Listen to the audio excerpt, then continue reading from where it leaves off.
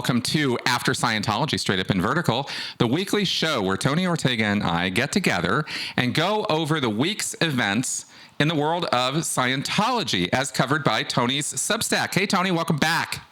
Thank you very much, Chris. Good to be here. Yeah, what a week. We got some things. Now, first off, though, we actually have a few things to talk about. We're going to lead with this story that you told. Okay, about conspiracy theories. Let's start with this. Conspiracy theories, the free zone, L. Ron Hubbard. Please share, because this is, if you guys haven't heard about this, I'm telling you. Okay, what is this?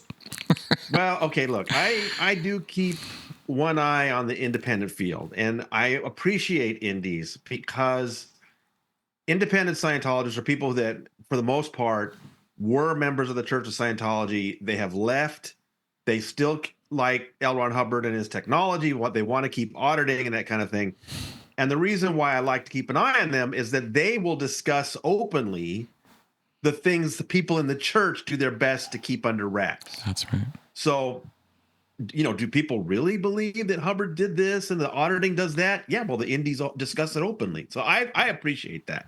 Yep. And I have some friends in the indie field, in particular, Danny and Tammy Lemberger. They were the folks who in Haifa, Israel, that had a very thriving Scientology mission that in 2012 broke away as a group from the Church of Scientology. First time, only time it's happened that I know of. Yep. The whole mission just said, "See you later, David Miscavige. We don't like you anymore."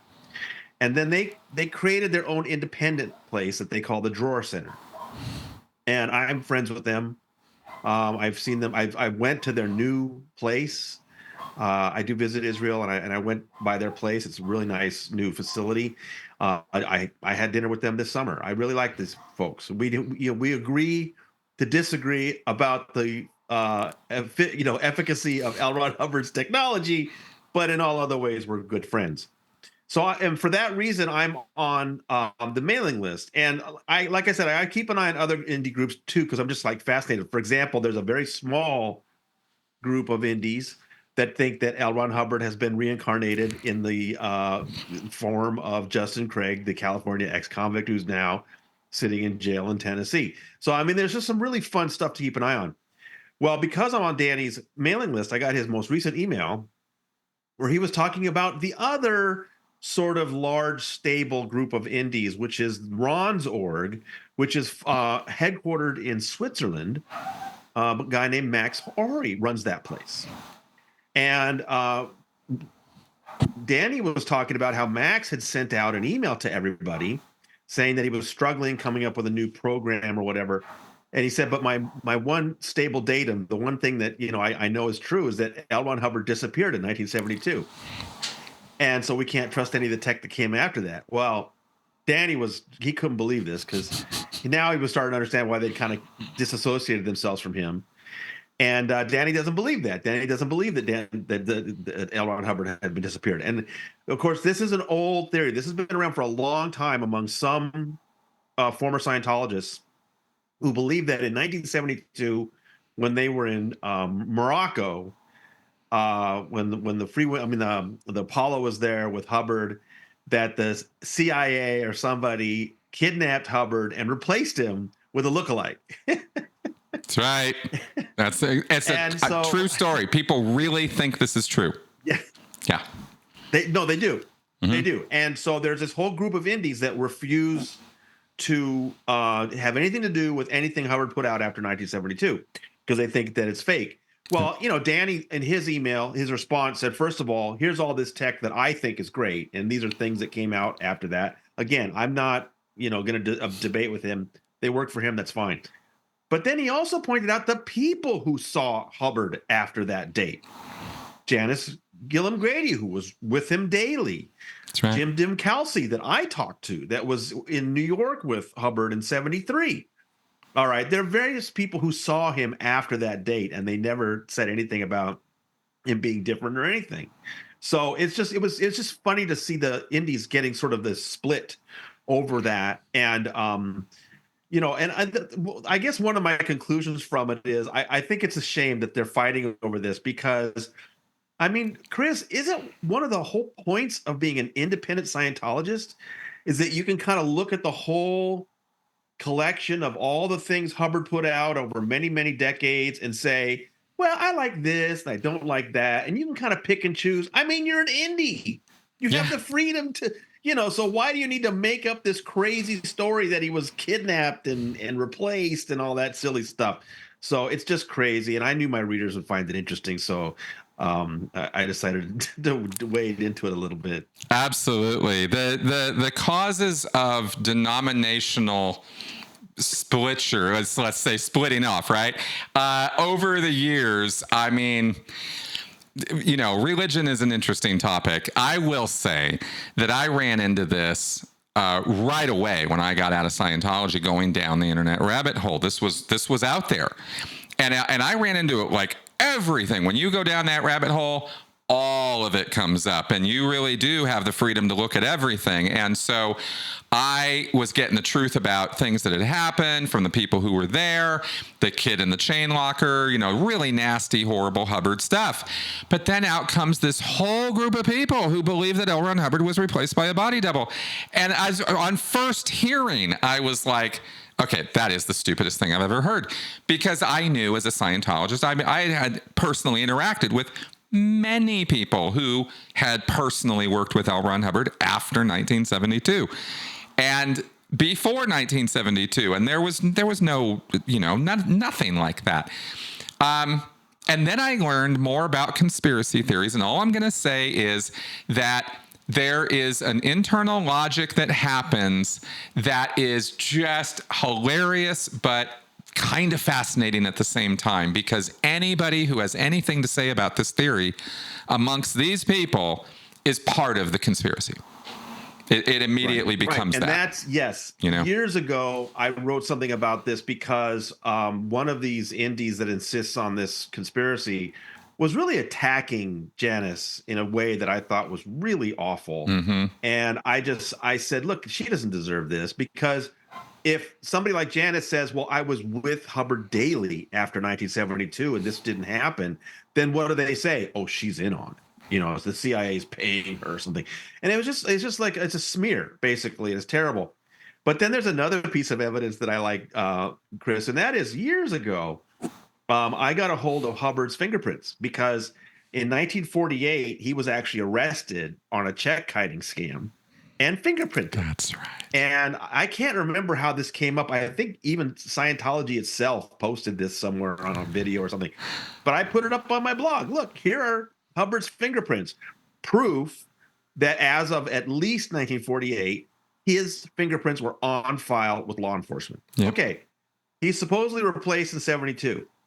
The clone, or the lookalike, runs Scientology until he goes into hiding. He dies in 1986. It is true that the people that were running things at that point around him, like Earl Cooley, the lawyer, and David Miscavige, they wanted him cremated immediately. But the coroner was like, wait a minute, this guy's kind of famous. Hang on.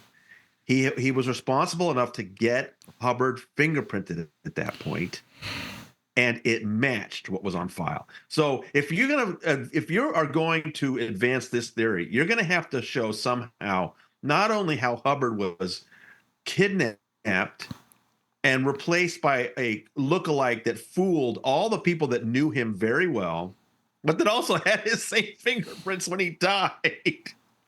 Well, obviously, Tony, they just landed one of the black helicopters on the coroner's office roof and went down there. I mean, come on. Yeah, I know. I know. It's very, I know. It's awesome stuff. But it's fun. Yeah. It is. It totally is. And I think I've already kind of ruined myself with the indies because I'm pretty down on the tech, but what are you going to do? Okay, let's move on, because there were some more really interesting stories this week, including some highlight on Scientology's front groups. And this is something that we really could be paying a lot more attention to. What was the story this week? Yeah, so as I preface that piece, it doesn't matter how difficult things are for Scientology. And I think you and I and Mike Render and some others have really dug up evidence that Scientology is struggling right now. It doesn't matter. They never stop trying. They always work hard, and they're always looking for ways to basically insinuate themselves with government and things like that. And so I was surprised to see a couple different developments recently. Mexico, Narcanon Mexico celebrated an anniversary by opening yet another clinic. Now, see, Narcanon, about 10 years ago, David Miscavige shifted strategies.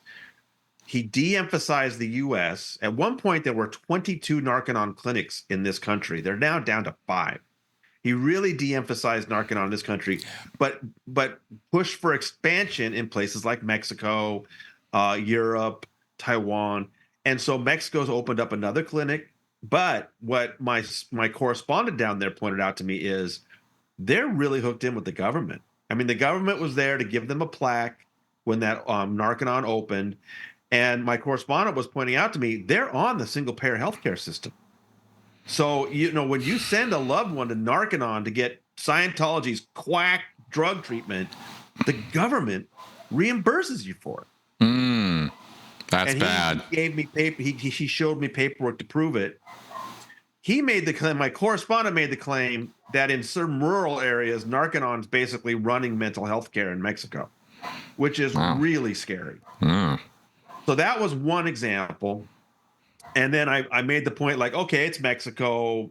I'm sure people are, saying to themselves, well, it's not like they're making inroads like that in the United States. And they have shrunk back. But the Narcanon in Louisiana just announced it's now covered by Blue Cross. So you can send somebody there and get covered. Incredible that they have just would cover this quack, dangerous approach to drug rehab. After deaths and lawsuits had forced Miscavige basically to scale back in the U.S. Yep. So that's what I was pointing that out, that these front groups never stop. A counterexample I also attached was that CCHR, Citizens Commission on Human Rights, which is Scientology's really unhinged anti-psychiatry arm, of all the front groups, it's the one, the other front groups like Narcanon, Applied Scholastics, they do their best to kind of be sneaky about the connection to Scientology as much as possible.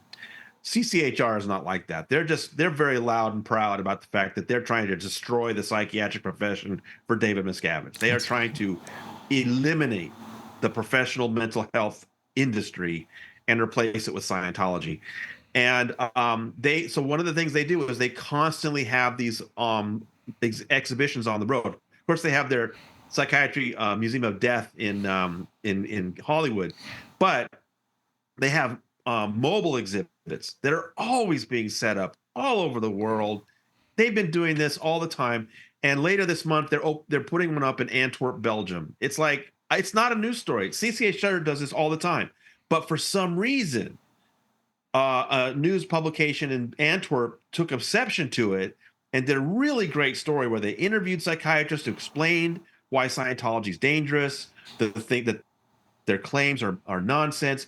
Really excellent piece. And that's what I was surprised by. Not that CCHR keeps doing this. Like I said, they will never stop. They're always going to keep going. But that the media actually paid attention and did some great reporting. So I was happy to see that as kind of a counterexample to what was going on with these Narcanons. Perfect. Absolutely perfect. Let me just say that, the tragic underline on the Narcanon thing is the reason it went from 22 to 5 in the U.S. is because deaths were happening and suits were happening and investigations were happening at Oklahoma and I believe another state. And people literally lost their lives putting their hands in Scientology to salvage them from drugs, and that shouldn't, of course, have occurred. And their whole program, scientifically speaking, is garbage. It's not something that really rehabilitates people or helps them. So this isn't just an opinion problem. This harms people. And the CCHR thing is great because the more of that kind of exposure we get, the better. the anti-psych Scientology arm, it's worth repeating, are so bad at what they do that all the other anti-psych guys don't even want to work with them. And it's not like it's a big community. So, so Scientology front groups, though, is always something to pay attention to, because clearly with Blue Shield and with the Mexico thing, there is a new strategy with getting into the insurance. And we've always, if there's one thing these guys will do. Doing their homework, Chris. Somebody's not doing their homework. That's right. That's right. And Scientology is always working. Scientologists are energetic people. They really believe in their product, as bad as it is. Okay, so then we had, so this was an interesting story as well, because it's one that I had forgotten all about. With all the legal shenanigans and delays and problems, here's a little bit of light as a story. Bonnie Woods and her legal victory against Scientology. Do you want to talk about this? Yeah, so 2 years ago, Karen de la Carriere went over to England for John Atac's wedding. And one of the things she told me about was that she got to meet Bonnie Woods. And I thought that was great. And then, Alex Barnes-Ross is really tearing it up in England right now. And I think it made sense for him to talk to somebody that had done well in the past. So Karen and Alex together interviewed Bonnie on a video, and I was happy to post that. Bonnie Woods is really interesting because she was an American who was in Scientology in the 70s. And then in 82, she had moved to England, and she didn't want to have anything to do with Scientology anymore. And she actually became a born-again Christian, and she became a vocal critic. And she was running a hotline, helping parents find out about Scientology. So what did Scientology do? Of course, they did their classic fair game campaign. They were putting out leaflets about her and flyers about her and smearing her and questioning her faith and all this. And this was one of the times when, I don't know, it just, the stars aligned. She got a great law firm, one of the best in the country, to take on her case pro bono, sued Scientology. And not only did she win an award of £50,000, but Scientology was forced to apologize. And I think that's the thing, when Karen was telling me about the video, and she said, Tony, this is so fun. They were forced to apologize. That's like the best part of it, So it was great. I've mentioned Bonnie Woods in the past, but it was great for them to bring that up, especially in light of what Alex has been doing in England lately. That it is good for people in England to remember what this church, quote unquote, tried to do to this woman simply because she was talking publicly about the Church of Scientology and tried to destroy her. So, similar to what Paulette Cooper was going through in this country, but just great that she's still kind of a symbol that it can be done. You can win against Scientology. I know it's hard. People are struggling, but it's great to have an example like hers. Absolutely. It's important to remember the non-U.S. legal battles, because there have been significant strides against the church outside of the U.S. It's not only in the U.S. that they've had all their best successes, but it seems the U.S. courts are very, very lenient towards Scientology compared to other parts of the world. So it's always good to remind ourselves that, Scientology is not the legal juggernaut that it sometimes appears to be, and they can lose too. So this was great for that, especially with the apology. All right. So now, speaking of legal stuff connected with this next thing, we had two things kind of coincide this week. Big news in the ex-Scientology world. Masterson's 1-year anniversary of being found guilty, and suddenly Linkin Park's new singer is the hot new celeb topic to talk about. What's all this about? It was kind of funny that they kind of came up at the same time. It's the 1-year anniversary. Saturday was the 1-year anniversary of Danny's sentencing. Yep. And I was unable to go to the sentencing. I was at every day of the preliminary hearing. I was at every day of both trials, but I was recovering from surgery last year, and so I couldn't go to LA to see the sentencing, and I'm doing fine, by the way.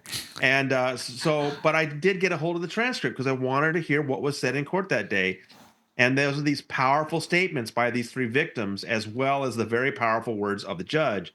And so I just thought on the anniversary, I would just post those again. Meanwhile, at the same time, this controversy is raging, and it's still developing. I'm going to have a new piece tomorrow I'm looking forward to you seeing, developing a little bit more about who this Emily Armstrong is and what her situation is in Scientology.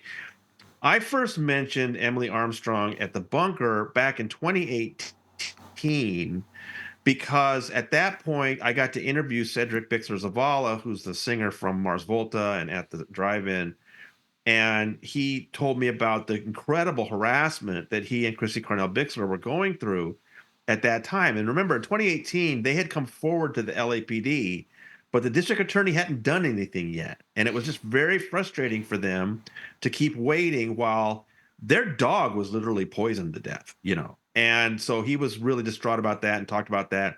And so I asked him just about his background. He'd spent a little time in Scientology. And one of the things he mentioned was, you know, the celebrity culture and the fact that when he was going through the purification rundown, so was dead Sarah singer Emily Armstrong. And so I put that in the piece because, and you know, I think one of the reasons you mentioned it is that in 2013 in August they had their CC gala, the gala at the Celebrity Center, and they have all the celebrities, and there's a photo of Cedric and Emily Armstrong, you know, two musicians, Scientologists, whatever. So that's when I first mentioned Emily Armstrong in 2018. 2 years later, finally, Masterson has been charged by the district attorney's office.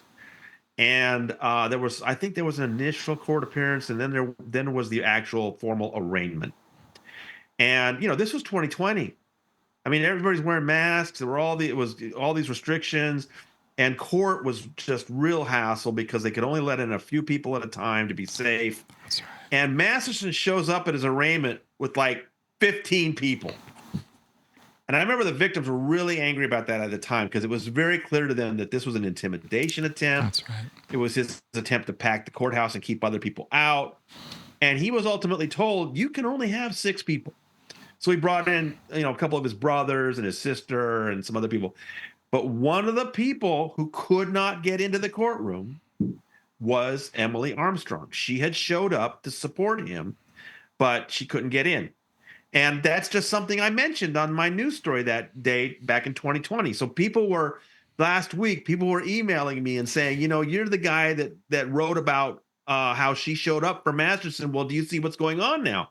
What had happened was Linkin Park took 7 years off after the death of Chester Bennington, and now they wanted to get going again, and they selected Emily Armstrong to be one of their singers.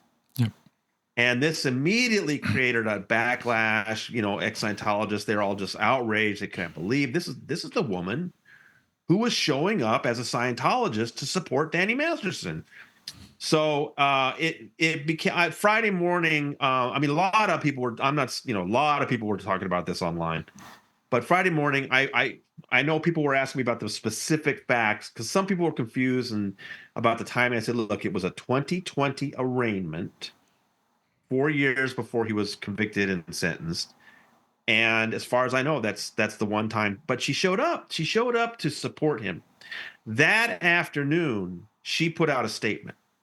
And she acknowledged, yes, years ago, one day I went down there. I immediately regretted it. Never talked to him again. She didn't use his name. She didn't use the word Scientology. So a lot of people were really disappointed with this statement by her. Yeah. It only lasted like 24 hours, and it was like an Instagram thing that disappeared after 24 hours, but everybody saved it, you know. I don't know where it stands right now with her and Linkin Park. I mean, that's what I asked my readers is, what do you think? Was this a big blunder by Linkin Park? People have pointed out various things, that Chester Bennington himself had been a victim of sexual assault. And so having somebody on who supported somebody accused of that is really gross. The fact that she's LGBT and that, you know, Scientology is so homophobic is a puzzle.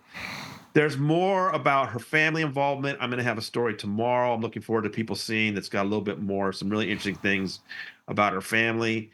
I think this is a very big problem for Linkin Park, and this is not going to go away. People are really angry about it, confused.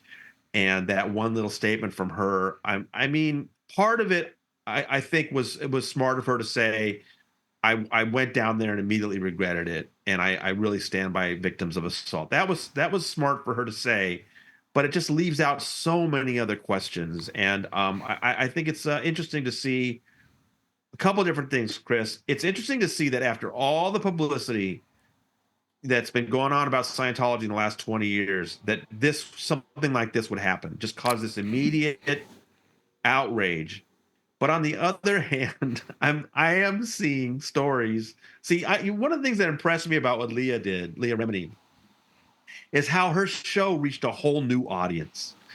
There are always people that know a lot about Scientology, but that her show reached into this massive new group of people that really hadn't considered it before and made it something they were passionate about. And that's what I think Leah was so successful at.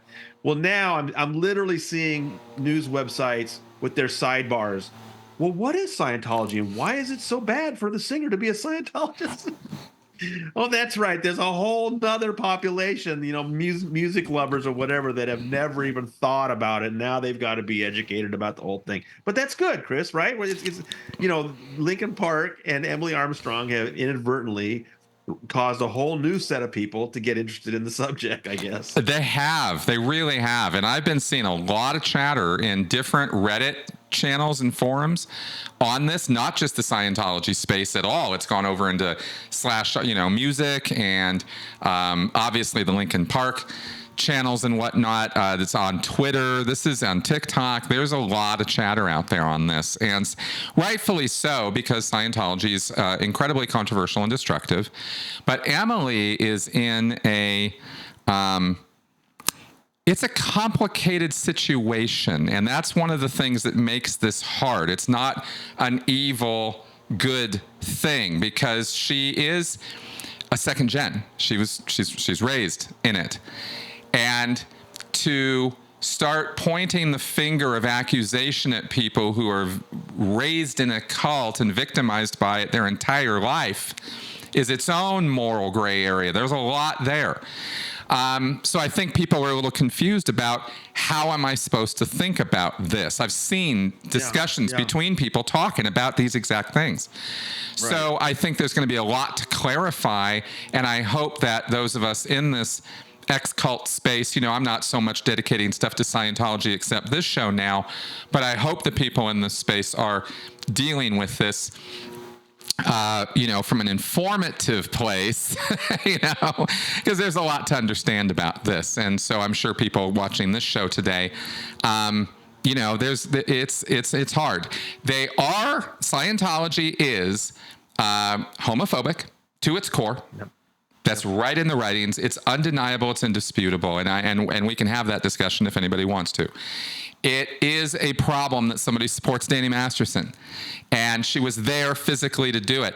I wanted to ask real fast, just to sort of get this out of the way, because it was a question I had. She didn't write one of those letters, right? Because you didn't publish all those. I just rechecked, and I didn't see her name in there. I don't think she did. I think she may be telling the truth when she said in her statement that she went down there and immediately regretted it and never spoke to him again. Right. Those letters weren't written for another 4 years, or like three and a half years later. That's right. So, she may not have been interested in doing that at that point. She may be telling the truth about that. But I think it's mainly Scientology was the reason she showed up that day, right? It's like, hey, we got to stick together. And so the fact that she didn't use the word Scientology anywhere in her statement, I think, is like, lady, I think you need to wrestle with this a little bit. Exactly. So we'll see if she does with another statement. I don't know. Yeah, if she's not going to be critical of or even mention the word Scientology in her response to this, we do have a problem. Well, for example, I'm just thinking off the top of my head. I think that clearly Scientology had a reason for her to go down there, and she might have brought that up. But also, Scientology has still not put out any kind of a statement about Danny Masterson at all. I know there's been some stories about how he was supposedly declared. I don't believe it. I don't think Scientology has washed its hands of Danny Masterson at all. And why should if she supports victims and she's against Danny Masterson, why not bring up the fact that, it's uncomfortable for me that my church has not said a word about it. That's the kind of thing that maybe she should need to wrestle with. But you and I know when they're Scientologists, they would never say something like that. That's right. It's interesting that the only critical thing she was allowed to say in this statement as a Scientologist, if that is what she is, and that's the assumption right now, is she regretted going to the courthouse. That's it. That's the only thing she gets to say. There's a lot more to say about that. So, absolutely. Okay. Well, I guess we'll see what develops, including, news story from you today. So I think I'm going to have a fun piece tomorrow morning that moves the ball forward a little bit, gives us a little bit more background on her, and I'll be interested to see how people react to it. Awesome. Okay, good. All right, watch the space, folks. All right, we're going to wrap up. Besides that, do you have any other sort of preview of anything we should know about this week? Come on, isn't that enough, Chris? Isn't that enough of a hint? I know. All right, fair enough. Folks out there, you see Tony's Substack. The address is right there. If you are not familiar, and I'm pretty sure we're going to have some new viewers this week. If you are not familiar with Tony and his reporting, you really owe it to yourself to find out, because if you want to know anything about Scientology and how it works, he's been reporting on it for decades. And of course, you have my channel here, which has every single thing you're ever going to need to know about Scientology. So between the two of us, we got you covered. All right. Subscribe, get your notifications, come back here for the weekly breakdowns. We'll see you guys next week. Tony, thanks again. Thank you, Chris. Bye-bye.